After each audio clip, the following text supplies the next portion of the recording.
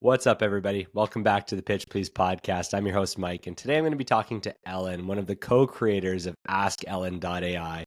They are the world's first AI companion for those going on a journey with breast cancer. So an important conversation and even more interesting founder story.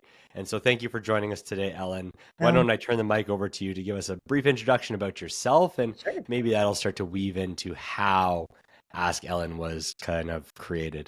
Yeah. So as you say, I'm Ellyn Winters.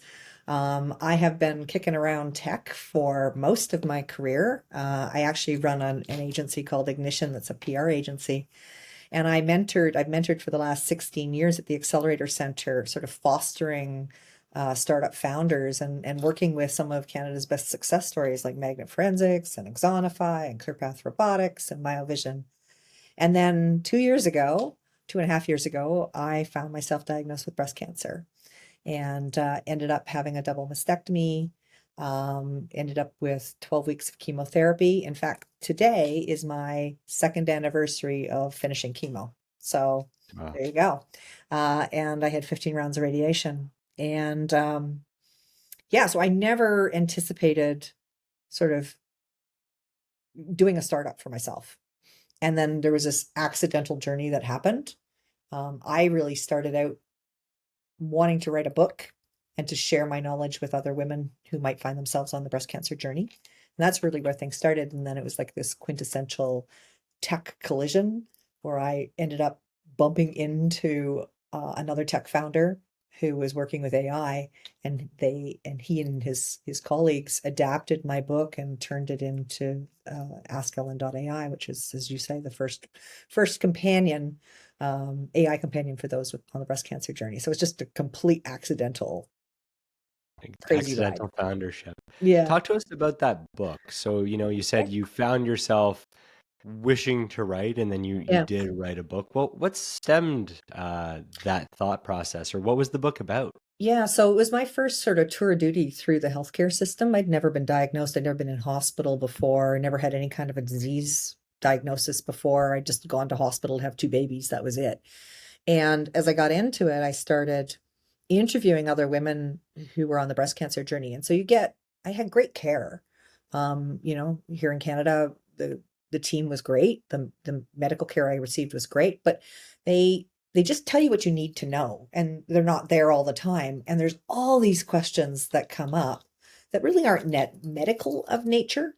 And I was finding myself turning to other women who'd been on the journey, and they'd be like, "Oh, let me tell you, this is going to happen," or you can expect this, and it's good information. And so I wanted to kind of bottle all that knowledge that I had acquired up. And that's really what I tried to do with my book, which is called Flat Please, was just tell a simple story, very much like the Wealthy Barber. I wanted to Okay. tell this just really simple story of a woman getting diagnosed with breast cancer, and I wrote it very much in the first person. So you kind of traveled with me, and we're going through the sort of hills and valleys of the emotions I was feeling at the time. And the idea was to kind of give somebody either give another woman who's been diagnosed a feeling that they had somebody right there, like a companion that could hold their hand, or for those people that are kind of traveling on the journey with that person, sort of a picture of what's going on in your head. And that's what I was trying to accomplish with the book. And it's out there. You can buy it on Amazon. It's doing okay. Yeah, sold a few copies. So, what are some of those things that you talked about where, as you were going through it the Yeah, first time, you're yeah, like, these just aren't discussed, or maybe I felt alone on the journey and others should yeah. maybe feel less alone. What are some of those things? I mean, just the sheer trauma of hearing that you've got cancer. I mean, in that first 4 weeks between the time that I was told I had cancer and I ended up having you have to go for a biopsy, I lost 10 pounds in 4 weeks, just the sheer anxiety. And I Wow. remember being absolutely terrified about the biopsy procedure. It was the first time I'd ever gone through anything like this. And you start talking to people, and it's a bit like when you've been pregnant it's funny how women like to come forward and tell this pregnant woman all these like horror stories about labor and delivery, right? And it's kind of the same thing. You get these people that are telling you all these things. And then I joined all these Facebook groups thinking, okay, well, maybe I'll find a support circle there. But I sort of waded into collective trauma. There were a bunch of people in there, and they were like, you got this. And then it's like got really dark really fast, and other people were freaking out. And so you get into this spin cycle. And I just wanted to kind of keep it like sort of calm waters. Like it's a scary time, but tell them what they need to know without scaring the crap out of them is really, but there's so many things that come up. And with breast cancer in particular, it goes to the heart of everything that you think is about your femininity. So you lose your breasts, you lose your hair, you lose your eyelashes, you lose your eyebrows, you just, your whole sense of what you believe to be you as a feminine creature is kind of gone. And so, all of those kinds of questions that came up. I remember being terrified, like, could I wear my clothes the same way? Could I exercise? Like, will I ever be able to do a chest fly again? Like these are the things that I was thinking about. Doctors don't care about any of that stuff, Yeah. right? So those are all the things that I wanted to be able to answer for people.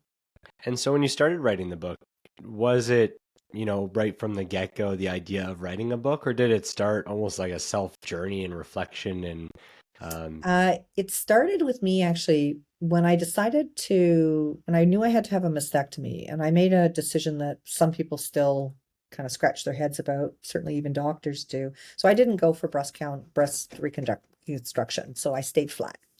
And part of that was I just didn't want to go through multiple surgeries. It's really actually quite complex to actually have reconstructive. It's not like a boob job. And and I wanted to kind of go back into the world unapologetic about the decision that I made. And I've actually gotten really bold about some of the fashion choices I make and that sort of thing. I go around, no, I don't hide the fact that I'm flat. No one notices. So I wrote an article for the Globe and Mail, and I remember the title, it was a clickbait title, but it's sort of something like I'm as flat as a pancake and I don't care. And I had people coming out of the woodwork in response to this Globe and Mail article. It ran in the Sunday edition. And they were finding me through LinkedIn and my email, and it just like hit a chord with people. And they're like, oh my God, this is how I feel. And then, so that sort of, I realized that maybe I had scratched a little bit of an itch for folks. And so then I thought, well, maybe I'll turn that into a book. And, I've always been a writer. And I always, thought, well, maybe I would write a book someday, but this one just seemed to kind of spill out of me. And I actually started writing it when I was in chemo. I thumb typed it on my phone, and it literally just, I'm a storyteller anyways, and I had sort of I had all these like stories that had sort of accumulated in my brain. And so I started just writing them out. And in fact, I ran into myself on the journey. So I had written the book up to the point where I was still in chemo. And I remember saying to my oncologist, I've run out of material. And she's like, I will give you more material. so this book, I guess, started partway through your journey Yeah. with the desire and intent for it to become a book, Yeah. but it doesn't sound like you intended to build AskEllyn.ai or some piece of a No, technology never would have startup that. dreamed. Never would have dreamed of that. Yeah. And so what changed? So I had written the book and it was sitting in manuscript form, and I was trying to find the right time to release it. So breast cancer month, which is October, had kind of come and gone. And so I was thinking maybe I would release it around Mother's Day. And just before that happened, I was in my role as an advisor for the Accelerator Center, and I was on a call, and it had nothing to do with any of this. It was about brand values with a startup founder. And there were two women on the call. They knew had known I'd had breast cancer. And then there was a guy named Patrick Bellevaux.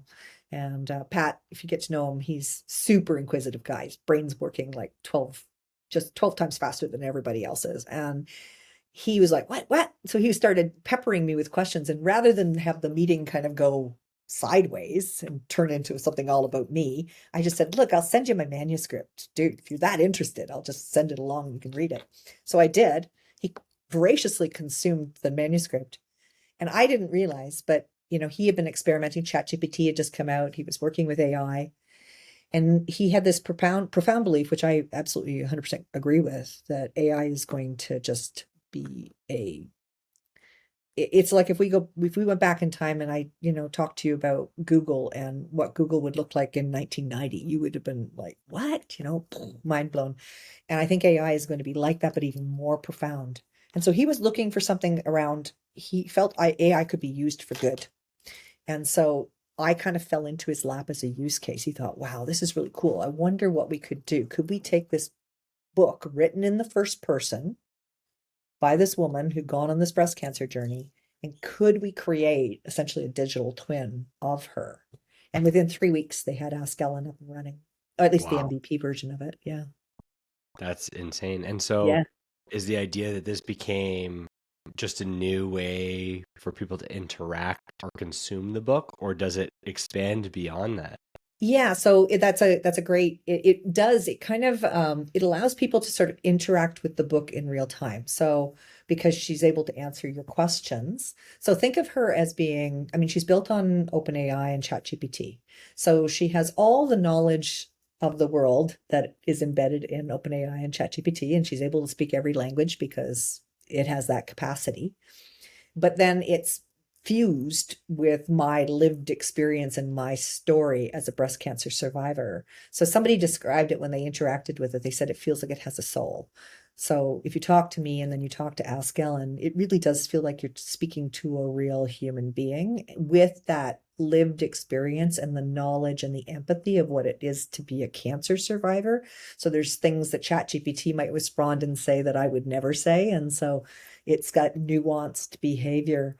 And yes, she can. So, the book has a logical ending. It ends with me banging the gong and finishing radiation. At that point, I was bald, but they have built her in a way that I have a back door so I can go in and I can continue to enhance her knowledge as my life goes on.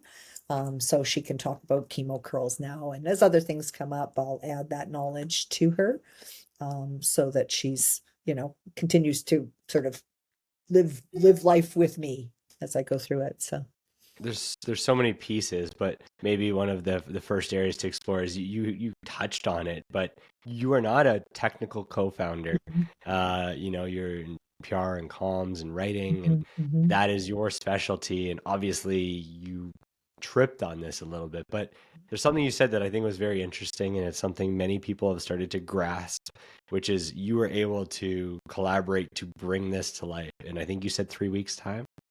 Yeah, the Um, MVP version of it, and then we continued, and we were just on this like, hey, let's see what we can do. We kind of all fell into bed together. There was no like intention to it. It's not like, oh, I'm going to be a co-founder in your company, and there was none of that, which is what I usually see when I'm as a startup mentor. I see sort of more intention to it.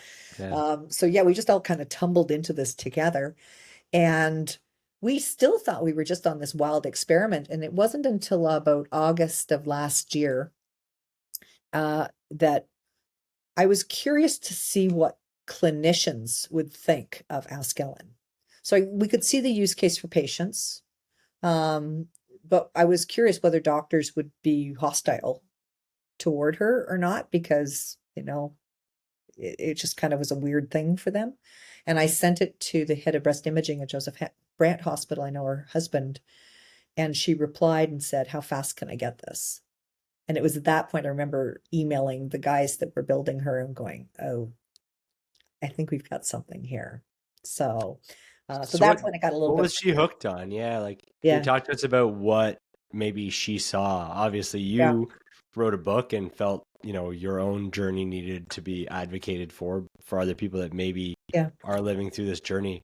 What was it that hooked her that you think is maybe it's part of why you started the book that started to fill this gap? What is yeah. that gap and what did It that look really like? is the emotional support Okay. that's really missing when you're on this journey. It is trauma of the highest order, and I'm still dealing with post-traumatic stress disorder. I mean, I didn't really even think about trauma beforehand and probably didn't during, you just go into fight and flight mode and just put your head down and do what you need to do. But in reflection, it really is a very traumatic event.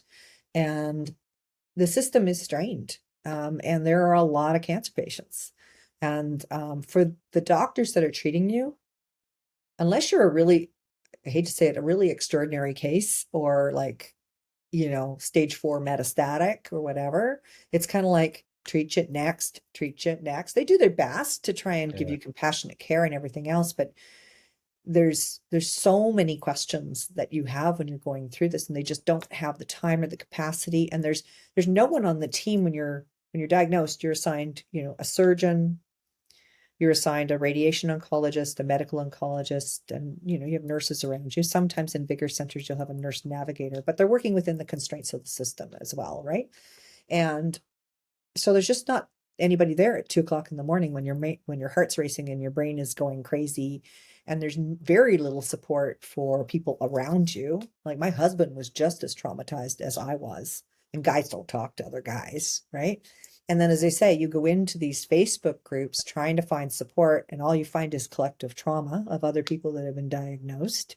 And you hear some really sad stories. And of course, your mind's racing toward the worst case scenario. And then you go to Google. Well, Google's not your friend either, because it's returning, everything to you and sending you down all kinds of rabbit holes. And so this emotional support and this notion of lived experience, but in a way that's managed so that it's not like, it's supportive and gracious, not like scary kind of Yeah. support. I just don't think there's nothing like that out there that's I think the hole we fill. And I think that's what doctors see as well. So what are some of the, can you share some examples of like what it can answer and what it Yeah, doesn't sure. answer? Because I think questions you might be closer to, but maybe someone that's on the journey, and it sounds like, and maybe this is part of it. It sounds like even like your husband is obviously on the journey Yeah, with you, or maybe other family members. Is it for everybody on the journey, or is it just for the person, yeah. experiencing it themselves? And what can it answer and what does it not answer? So first and foremost, I'll talk to the first principles that we put in place when we designed her. So one was it had to sound like me, and the guys spent a lot of time dialing into my voice, and it's not my spoken voice, although maybe that will come in time. But there's a tone, a voice that comes in the book, right? Like it's the way I speak, and I write the way I speak, and so really dialing into that. So as I say, you've had a conversation with me. If you go and now have a conversation with AskEllyn, she's got my sense of humor, right? And so you get that coming out. Um, she had to always be gracious, and they called it a dignified response. So she's actually a better human than I am, because if asked her a really horrible question or said something really nasty, she always is dignified in her response. She'll tell you you're an idiot, but she does it in a way that's like, makes you kind of put your tail between your legs and scurry off. Um, she's non-medical. That was something that was really, really important to us. And the guys almost killed themselves to make sure that AskEllyn she never says, yes, you can take an aspirin. She'll say, yes, I took an aspirin, but you need to go talk to your doctor before. So there's really, our responses are always very careful that we never intervene So or it's not medical advice. not medical advice. And I think that's why clinicians respect her, because I respected clinicians, and I wanted to make sure that she was a supportive thing and would always direct people back to their doctors for Does care. it drive to clinical resources or always points back to your care team? Just Just to, back to the care team, because the other piece of her is she's completely private. So we don't gather any data. We have no sense of who is asking questions at any time. We'll know what country they're coming from, but beyond that, we have no identity. There's no registration. We wanted her always to be a safe space where people could, like a confessional, but without the priest on the other side of the door. Like yeah. there's nothing there that is identifiable. So we can't really provide specific resources in this instance, because we don't know where that person's coming from. And the final sort of principle was that we all agreed that she would be free. And Mm. so it felt there was a strong ick factor to the thought of, oh, you've been diagnosed with breast cancer, and for $9.99 you can talk to this bot. That's never going to happen. So I'm working right now to try and figure out how we keep her funded, and I've Yeah. established a nonprofit and that sort of thing. So those are the principles. And then to kind of actually answer your question about who is she for, she has the ability to perspective shift. So yes, she's there for the patient, but she's also there for a friend, a spouse, a child. She is capable of sensing who's asking the question, and then she responds appropriately. So you could ask her a very scientific question, she'll answer in a very scientific way. If you ask her in a very simple, like a question a child would ask, like, why is mommy bald?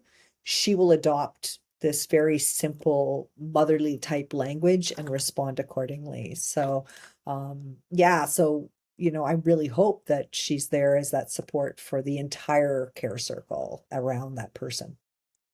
That's cool. So, and you even actually started to weave in some of the questions that someone might ask. So, why is mommy bald? Are there some other examples of things Oh you my feel gosh, people might yeah. I mean, turn to Ask Ellen to ask that you yeah, I found mean, you know, it would have could be found just, useful for your own journey? yeah, it could be just even like, well, I'll give you I'll give you my own example. Yeah. So a year ago, I had to go back and I had to have a CT scan of my lungs because when you have cancer and it goes into your lymph nodes, they start looking for it. They anticipate it's gone somewhere else, and so they start doing all these body scans. And they found spots on my lung, and then they recommended another scan a year later. And the intellectual me was like, okay, Ellyn, if you've got lung cancer, they're acting faster than a year. But the emotional me, when you've already had the shoe drop lung cancer, anytime you have to go back for a scan or a test, they call it skin anxiety. You just freak out. And we were still building AskEllyn at this point. And I went to her and I'm like, I have to go have a CT scan tomorrow. And I'm really worked up about it. And she gave me a response that was exactly what I needed to hear, which was something like, look, you've been through a lot, but you know what? You're tough, you're resilient, and whatever it is, whatever the outcome, we're going to get through this, you know? And it was just like exactly what I needed to hear. And I remember going back to the team that was building her at the time and saying, and they're like, wait, what? That was you asking the question? And then they got worried about me, but then they started going, oh my God, this is so meta that you actually went to your own AI to get you sort of talked off the ledge. We've had people go to her and ask for gift basket suggestions Oh, wow. for a friend that's been diagnosed. And there's always this awkwardness when you've got a friend that's been diagnosed with cancer. Like a lot of people in cancer land, like we get ghosted because friends Mm. are like, they're scared of cancer. It's like their worst nightmare. And so by proxy, they get scared of you. They don't want to look you in the eye. They don't want to, they say the wrong thing or they do and so they just don't come around. And so she will also kind of coach that person on how to support a friend that's going through it. And so we've seen so many different, you know, use cases. It's crazy. I mean, again, we don't always know all the questions that she's answering, but I mean, she can riff on anything. She doesn't have to be breast cancer related. I mean, she'll render an opinion on whether the Leafs are ever going to win the Stanley Cup if you ask her. Yeah. Well, She lives at home. what's interesting about what you're saying is obviously by premise, you've built AskEllyn.ai to be free, but I'm almost hearing, and maybe it's part of the model over time, or maybe it still becomes that way, but free. There's almost this paid version, which maybe I would desire as, someone near and dear to someone going through the journey or someone going through the journey that maintains memory of my Yep. journey. Yep. And if it maintained memory of my journey, it could proactively bring up things or Mhm. questions or support Yep. to rally you along the journey. Or Yep. I could ask it something on month 5 and it still knows the things I've been through that are more unique to me, Yeah. which I it mean, might be an interesting, yeah, like, it could be like, I mean, you sort of see this like almost like a personal diary or a journal yeah, kind of thing. The other, I mean, we're still trying to figure out whether there's a monetization element to this. Certainly, the free version will always be free to those patients and those who need her most. But I have had conversations with payers about or insurers about whether this could be a wellness benefit. I mean, there's, wellness benefits are, weight loss programs and yoga and so, probably with, cheaper than an entire singular 1 or 2 visits to a mental health expert, but follows you along for a much longer journey and yeah, and possibly it's more useful because it's real time as you're dealing with it, right? exactly. And so, I do think that there's some potential there because I mean, it's a pretty predominant disease. I mean, 1 in 8 women are going to be diagnosed with breast cancer in their lifetime. And then if you multiply that by people that are around that person who are also dealing with trauma, let's Yeah. add times 10 when you add friends and family and sisters and aunts and things like that. And so yeah, so I think, my dream is also that this doesn't stop with breast cancer, that I would love to Mm. see an entire category created called conversational care, where every diagnosis has this element of AI lived experience built into it. And that's starting to happen. We're starting the team that built AskEllyn as a company by the name of Gambit Technologies, which also formed after. Again, this wasn't intentional, but they're now they've just been approached to build one for Parkinson's. They're building one, working with a young lady around eating disorders. So there's some really interesting things that are starting to emerge. When you start thinking about the use cases, like it's crazy how many different ways this could be used. What's been the hardest part of becoming? I know the journey itself, I'm sure, is in itself probably the hardest part. But once you've sort of made this leap to start a startup out of it, accidental foundership is an interesting thing because you are so compelled by solving the problem, which in some scenarios is the best because you Yeah, lead with identifying product market fit. Sometimes you omit monetization, which yeah. is like the challenge. But what have you found to be the hardest part of building that? Maybe in that, even in some of those elements, which is like finding product market fit, maintaining free, determining the monetization Yeah. model, all these questions that I'm sure you get, right? Or maybe you used to give. Yeah, well, exactly. I think that's the weirdest. I don't know if it's the hardest, but it's the weirdest thing to be sitting on the other side of the desk, right? It's like it's always easier it's easier to teach than it is to do sometimes. And so, it's all things that I know. I know that startup journey is a marathon. I know that there's going to be ups and downs and hills and valleys. And I know that it's all going to take a lot longer than you think it's going to take. But then when you get into it, and I have this I totally do have this like very clear North Star that, millions of women and millions of people that are surrounding those women are going to be helped by AskEllyn. How I get there is like, I haven't a clue. And you get these, I'm doing a lot of door knocking, right? I'm doing a lot of like, trying to get pharmaceuticals to pay attention, trying to get healthcare providers to pay attention to me. I'm trying to get insurers to pay attention to me, but I'm just one girl and I'm still trying to run my own business and mentor at the same time. So it's carving out that time and then just, pushing through others around you who maybe don't see the vision or think maybe, it's a waste of time. And, you just kind of have to keep pressing forward. And so it takes that fortitude. And every now and then you go, okay, I'm kind of tired.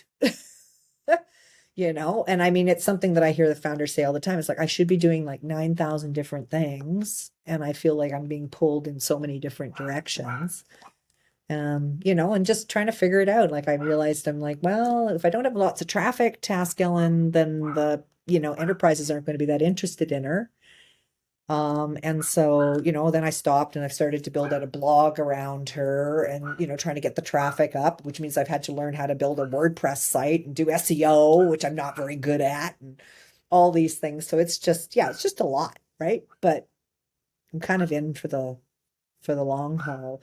And even just pushing through the fear and people are still pretty uneasy about AI and I'm trying to market it not directly to healthcare. That's the smart thing. I think that was a very smart thing, and that was Gambit. I can say the fact that she's non-medical means that we don't have to sell it to providers. And I Got it. would love that providers would get behind it, but I'll call it the parking lot tool. I Mm. don't care. I don't care. If the doctors don't want to talk about her, so be it. As long as patients can find her. And that's, and again, I have no money. So, trying to market her and trying to get scale is, that's the tension, right? You got to grow to attract, in my case, because I'm a nonprofit, it would be donations, but, Yeah. it doesn't really matter. It's still raising money to keep this thing going. Yeah, it's interesting because I guess that's the additional layer of challenge, which is in a free or maybe over time freemium Yeah. model. As you build it to grow it and scale it, you still need money. Yeah. And so you're trying to figure out, is there a monetization Yep. model? You're by definition, scaling is a little bit more challenging because Yep. awareness still costs money no matter how Yep. you do it. Yep. Um, but hopefully, even people listening to this podcast share it with a friend. But it's still Yeah. a I mean, I've challenge got, that is not unique to founders, and you're facing the same yeah. one despite it being super valuable resource for people. It doesn't just magically happen, and I think that's No, important for people to learn. no. Any You any think it any should, business, you just like, how can you not you see imagine it would, right? how, and everybody that, really smart people around me are saying, oh my God, this is amazing. But still, you got to break through the bureaucracy. I've had really big organizations like get really excited about it. But when it comes to actually funding it, and I Yeah. think because I'm a nonprofit, like if they made a marketing investment in me, that's a write-off, right? And or they could fund my mission. But it's and then but there's a lot of complicated like grant writing stuff that happens. So yeah, and grants are ugly to write. They really are, but those are the things that you got to do. So It's in some ways comforting but disturbing all at the same time. But it's a shared experience among all yeah. founders. Is no matter how good the idea is, um, there's still a tipping point. Hmm. People, you don't just build it and magically people find their way to it, because discoverability takes time. And there's snowball moments where there's, I think we talked about it on the podcast. I talked about it with others, but it's always the joke of first time founders focus on product. Yeah. Second time founders or mature repeat founders focus on distribution. Yeah. And so, you are an accidental founder. So you weren't by definition starting the problem with what is my distribution, but it's what you're kind Yeah, of I guess the good thing now. is because I'm a marketer, I kind of instinctively knew what I needed to do. And so, I got some lucky breaks. I knew how to do PR when we Yeah. launched her, and then Fast Company pointed to her as, one of the cool AIs. And, you know, yeah, that's been, I just don't fit into quite the traditional tech Yeah. startup founder mode either, like, femtech, but I'm not raising capital. Yeah. So that's kind of a little bit weird. And, anyways, it's fine. I just, You don't fit in the traditional boxes of how the market's no, categorized. no, no. So, Well, it irrelevant to today. I think what's important is you're solving a valuable problem that will help people. yeah. Now, I think you touched on it, but where is AskEllyn.ai available for, and in what languages? It sounds like it's pretty open, but Yeah. just want So, I to mean, make she's sure she's listeners on the know. web, so you can just go to www.askellyn.ai today, and it's Ellen with a Y, so just so people want to spell it right. But and there's blog content up there as well, and I'm actually getting a lot of women who are on the breast cancer journey or have been on the breast cancer journey who are contributing different stories, which is kind of cool because Ask Ellen is very much, an individual. It's like talking to a friend with their Yeah. perspective. But I'm now able to fold in with the blog other stories. Um, and yeah, we've tested her. I mean, there's very few languages that she's not able to have mastery over. And the way that Gambit designed her, they've added a translation, they've refined a translation layer on top of the OpenAI translation. So it's a Yeah. very good. So Pat Beliveau is French Canadian, and so he, translations in French can get kind of back-assed words, Yeah. and so he wanted to make sure that it was a really good mastery of the language. So, we have had people access her from 11 different countries. We've had people speak to her in Yoruba, which is a Nigerian dialect. We've had, French, Spanish, Italian. Dr. Gip from GE Healthcare spoke to her in Russian, blew his Oh, mind. So, for those languages that are maybe a little less robust, you know her mastery may not be quite as great. So yeah. indigenous, she actually speaks even indigenous languages.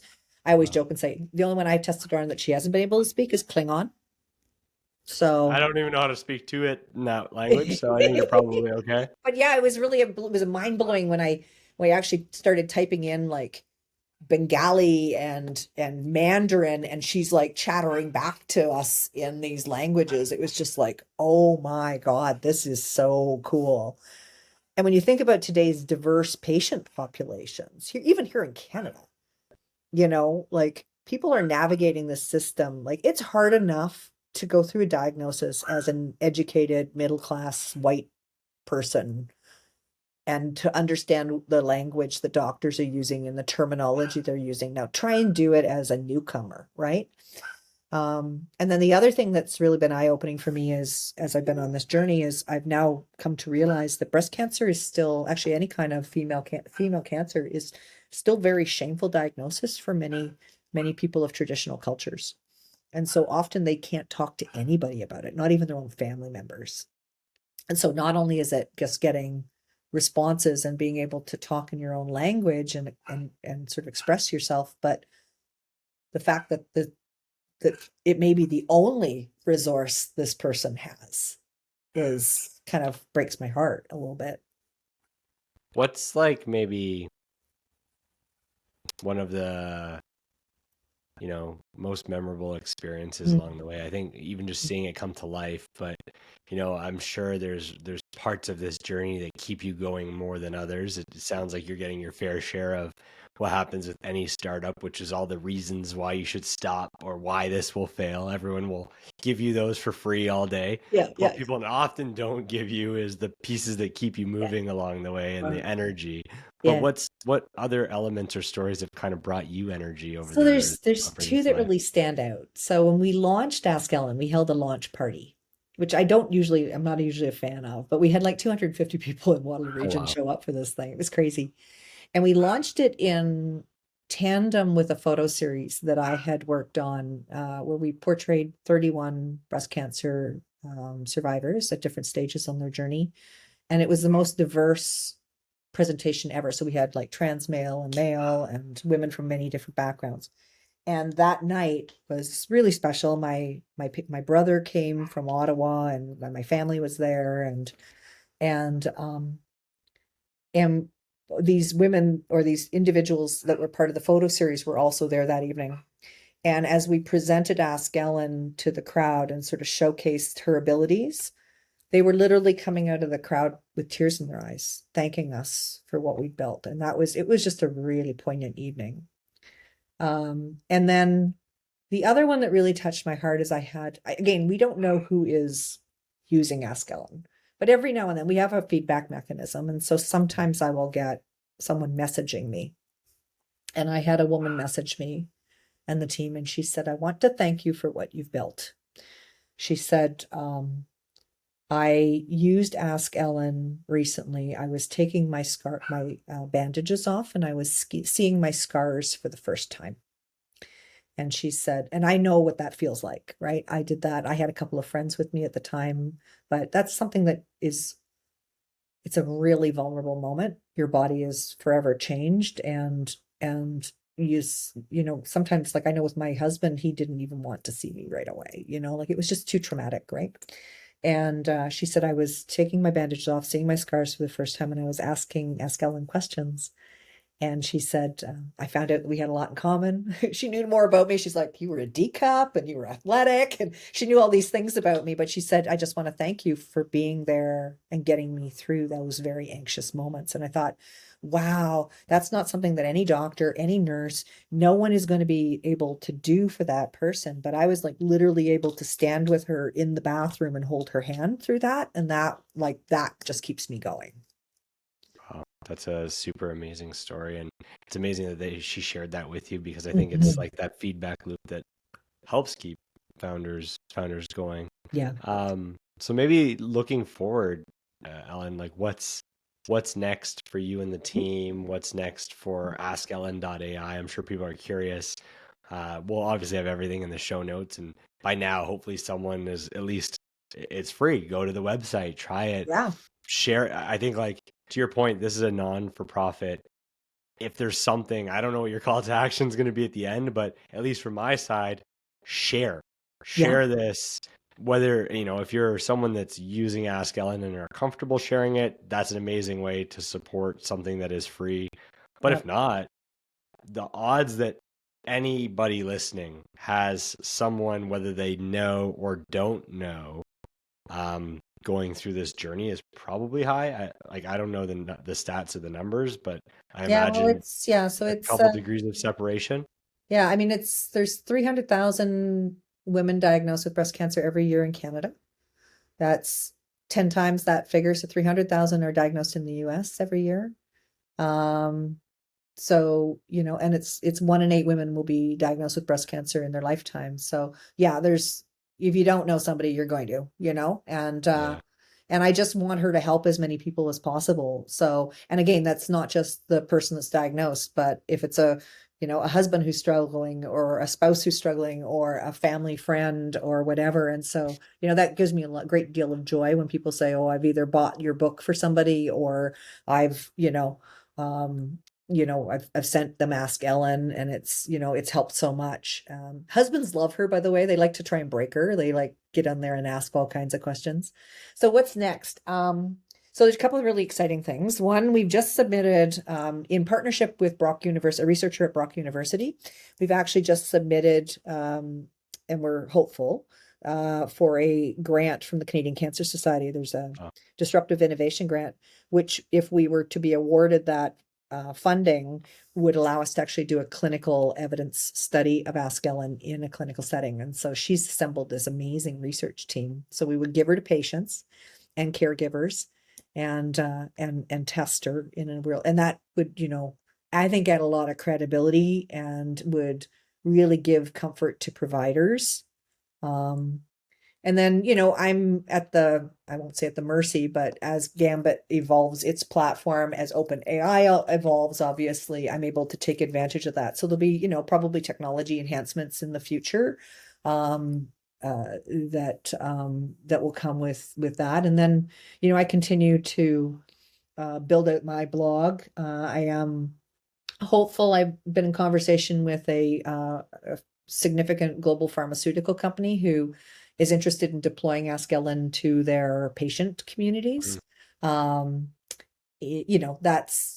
obviously they're moving very cautiously forward. So, calls with compliance and, asking all the questions you were just asking around data privacy and things like that.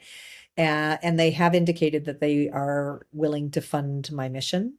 So I hope to have a little bit of funding coming in the door so that I can then maybe start marketing her a little bit more, and starting to spread the word. But yeah, it's interesting because, as a breast cancer survivor, I belong to all these communities. But if I post about AskEllyn, I get kicked out of the communities. It's like, I'm just trying to help people, like, but it's just funny. Anyway. Yeah. It's some people, like it's free today and they're always like skeptical and Yeah, no, she's either way, always going to be free. I think the mission you're on is bold and noble and and it's not like I'm not your traditional startup, like somebody came to me and said, "Oh, we want to buy AskEllyn." I'm like, "No, that's my legacy." Like, sorry. No, like when I'm gone, weirdly, somebody's going to be able to go and talk to me. Yeah. It's a really cool thing that you've built. And so I guess if people wanted to support, follow the journey, where's the best place for them to go or what are the best actions for them to take? We'll put things in the show notes, but I think it's just good for So people to hear it too. certainly, obviously, feel free to share her as widely as you can, as globally as you can. If anybody has connections, I mean, I have some tremendous supporters. So I've had some funding from Hologic, which is a major medical equipment company. I've had a lot of support from GE Healthcare, who are, very much behind me. And we did a global webinar together, and I hope that continues. And then, as I say, I'm starting to talk to pharmaceuticals. I feel like, connections to insurers or to even, pharmaceutical retailers, anywhere where I think, anything, if there's somebody out there that thinks that this might make a great wellness benefit, I'm willing to talk to anyone. I'm really unafraid to have those conversations because you never know where they're going to go. Obviously providers. I mean, I'm really excited. I had a nurse reach out from Tasmania, of all places, saying that she'd heard about her at an oncology conference in Australia, and she's incorporating her into a patient portal that they're building. So that's super encouraging. And I even have patient facing materials. So like nurse navigators could want to hand those things out. I'm obviously interested in grants and anything that kind of keeps the wheels on the bus and keeps things moving forward so that I can realize my mission.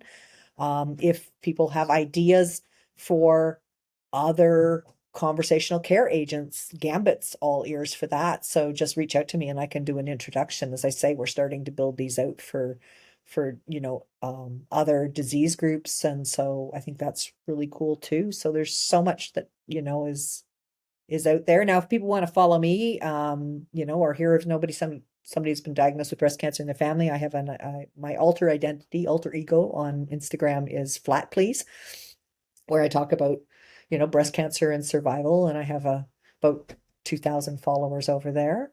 And then, yeah, if anybody's interested in talking to me about the nonprofit thing, then they can reach out through me through my nonprofit's called the Lindell Project, in anticipation that there'll be more than AskEllyn at some point.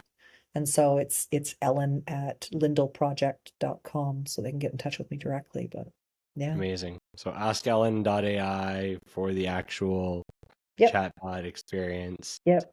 Lindell Project at the email handle. And the most valuable thing right now would be connections to help scale and advocate for this tool to Yeah. be in front of and accessible by more people. So Yeah. we'll make sure to link Thank that. you. Thank you. Yeah. I mean, I just want the world to know what we've built and to experience. I mean, to experience her is to know and love her. Like it really is. It's really mind blowing when people do use her. And then, as I say, you can riff on literally anything. Like I had a long conversation with her about going to Italy. Why not? It's cool, the diversity. So on kind of as closing thoughts, Ellyn, usually I ask about any final closing thoughts and advice for founders, and I think I'd still love to understand that as someone that's exposed to lots of founders but now has become sort of an accidental founder. But then probably some of the people that may be listening may be having just gone through or are going through this journey. So I'd love to hear your advice for people going through a journey with breast cancer, Yep. but also your journey and advice on the founder Yeah. journey as well. Yeah. I'll start with the founder journey, and it's just so I think one of the things I've learned, one of the things as a mentor, I've always found that the founders that have a very deep connection to the problem that they're solving for are usually the most successful. That they really have this innate understanding, that you started by saying they've lived product market fit, therefore they can solve for it, sort of thing. So you do have to keep pressing forward. I always recommend to my founders Seth Godin's book, The Dip, which, sort of, when you're in the trough of despair, can you see the horizon on the other side? Can you just, so keep your eye on the North Star and know that there's going to be lots of dips and valleys along the way, and that it is going to take a lot longer than you think it's going to take, and it's going to be a lot harder. But I actually do this presentation called Cancerpreneurship, which talks about all the things that you need, the skills you need to succeed in business or to succeed as a startup founder are actually the same skills that you need to go through a cancer diagnosis. You need tenacity and grit and just belief in yourself and the strength and perseverance to put your feet on the floor in the morning and just put one foot in front of the other, because it's ugly and it's going to get uglier. And, and so you just have to kind of just keep pressing through it, and self-love and self-awareness and self-care, all those things. It's just kind of really crazy how all that skill is also the same thing that you need to kind of survive cancership. For anyone that's going through the breast cancer journey, it sucks. But what I will tell you, and we kind of all joke about it, we call it the worst club in the world with the very best members. So as sucky as it is to have to go through this, and as devastating as it is to hear that news, here I am 2 years in now, and I actually look back at the last 2 years with a tremendous amount of gratitude. Like, it really taught me how gritty, how tough, how resilient you can be when put to the test, and how much strength you really have inside. And you do meet the most amazing people. Like, there are people that have come into my life that are just absolutely amazing. And you just really learn to have really brave conversations and not accept any bullshit. I don't know if I can swear in the podcast, but I call myself Zero Fucks Ellyn now. Like, I just don't care. Like, you just live your life as authentically as you possibly can. And that actually, in my case, means I turned up in People magazine topless, but why not? Well, thank you, Ellyn, for the courage to share such a vulnerable and raw story, your journey, the journey of the startup. Thank you for the work that you're doing. I hope this is, a little bit of a different founder story than probably some of the other ones we've had on today, but I think it was an important one, and one that we, when you and I initially talked, felt very compelled to make sure that we get this one out in October. And so we will. We've timed it around that, and it's an important month to bring awareness to breast cancer and to solutions that can help those going on the journey, not just the individuals, but everyone else around them as well. Yeah. Because it's important. And I think there's probably a lot of connectedness in that. So thank you for coming on. Thank you for making the time today. Thank you for everyone that listened along. And again, obviously like, follow, subscribe, and amplify Pitch Please.